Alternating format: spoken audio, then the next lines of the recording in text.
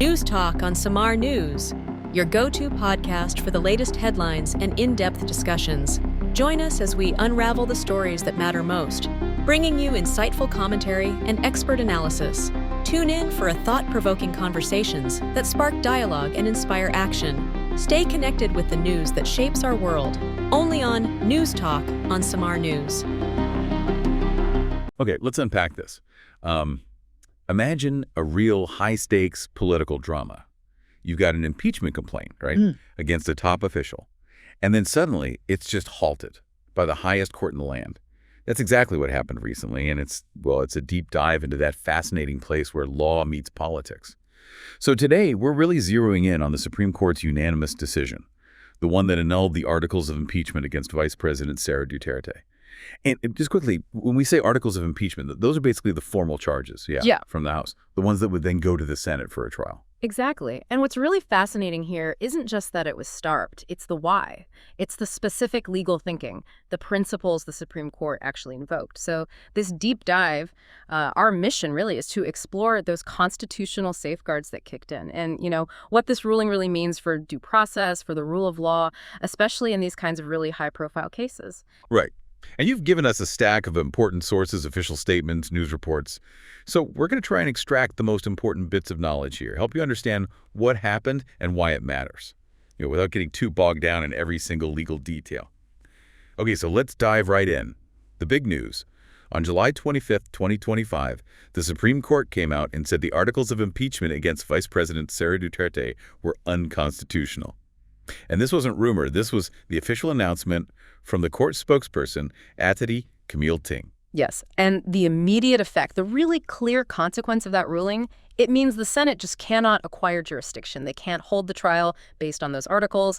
The High Court essentially said stop, based on their findings anyway. Okay, but it wasn't just sort of waved away, right? This was a unanimous decision. Everyone on the court agreed.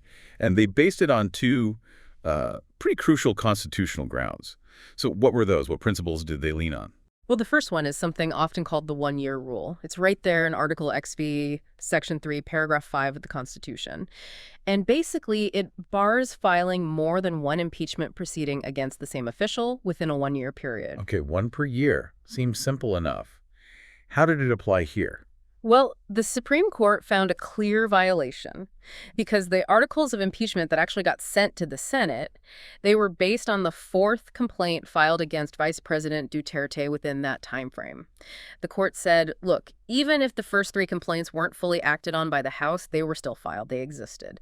And filing the fourth one within that same year, that violates the one-year ban. Ah, okay. So it's not just about which complaint proceeds, it's about how many are initiated in that window. So the court's really kind of clamping down on the idea of repeated attempts, maybe, even if they don't all get traction initially. Precisely. That seems to be the core of it. It's about ensuring some stability, preventing the impeachment process itself from being, weaponized, perhaps, used for continuous political pressure rather than addressing truly substantive grounds that emerge. Makes sense. Okay, so that was ground one. Yeah. The one-year rule, what was the second ground? You mentioned due process, which feels incredibly fundamental, doesn't it? Even for impeachment. Yeah. How did that play in? Yes, due process. And the court was very clear on this. They explicitly ruled that due process or fairness applies in all stages of the impeachment process. So it's not just about the final verdict in the Senate if it gets there. It's about the whole process right from the start. All stages. That's interesting. It is. And Attier, Ting shared some powerful quotes directly from the SC decision that really drive this home. The court said, and I'm quoting here, "Our fundamental law is clear. The end does not justify the means." And they went on, "There is a right way to do the right things at the right time. This is what the rule of just law means. This is what fairness or due process of law means, even for impeachment." A right way to do the right things at the right time. That's quite a statement, isn't it? It suggests the how is just as important as the what, maybe even more so in this context. Absolutely. It really underlines that procedural integrity, following the constitutional rules, is non-negotiable. Even when politics are running high, even when the stakes seem enormous, the process matters. Okay, so to really get this, maybe we should just briefly touch on the history. How did these complaints even get to the Supreme Court? What was the sequence? Right, a quick recap helps. So it started back in December 2024. That's when 3 initial impeachment complaints were filed against the vice president. And the reported basis for all 3 was linked to alleged misuse of confidential funds. Okay, 3 complaints in December 24. Yes. But then it was a 4th complaint that actually gained momentum. This 4th one got the necessary endorsement over 1/3 of the lawmakers in the House of Representatives signed on. And because it got that threshold, that was the one formally transmitted to the Senate as the Articles of Impeachment. Got it. So the first 3 sort of fizzled, but the 4th one crossed the line in the House. Exactly. And it was those articles stemming from the 4th complaint that the vice president, along with lawyer Israelito Torian and others, challenged. They filed a consolidated petition directly with the Supreme Court asking them to declare those articles null and void. And that's the petition the court just ruled on. Okay, that clarifies the path. So it was such a big ruling. What were the reactions, particularly from the vice president's side? Well, the vice president, Sara Duterte, had already been saying publicly that she saw this whole impeachment effort as politically motivated, especially given the known feud with President Marcos's administration. After the court's decision came down, her lawyers put out a statement. They said the unanimous decision has once again upheld the rule of law and reinforced the constitutional limits against abuse of the impeachment process. So, very much framing it as a vindication of process. Right, reinforcing their view. What about other reactions? The government, President Marcos, the House. President Marcos had, pretty consistently kept his distance from the whole thing, publicly anyway. He'd stated the executive branch can't really intervene in these legislative impeachment matters. And interestingly, after the ruling, there was apparently no immediate comment available from the House prosecution panel, the ones who would have argued the case in the Senate. Silence can sometimes speak volumes, too. Okay, so looking forward, what does this actually mean now? You mentioned the court specifically said they weren't clearing her of the charges themselves. That's a really critical distinction the court made, yes. They stated clearly they are not absolving Vice President Duterte from any of the charges against her. The ruling was about the process being unconstitutional, specifically violating the 1-year rule and due process, not about the substance of the allegations regarding confidential funds. So the door isn't necessarily closed forever on impeachment? Not forever, no. The court's ruling, based on the 1-year rule violation, clarifies the timeline. Any new impeachment complaint could potentially be filed, but only starting February 6, 2026.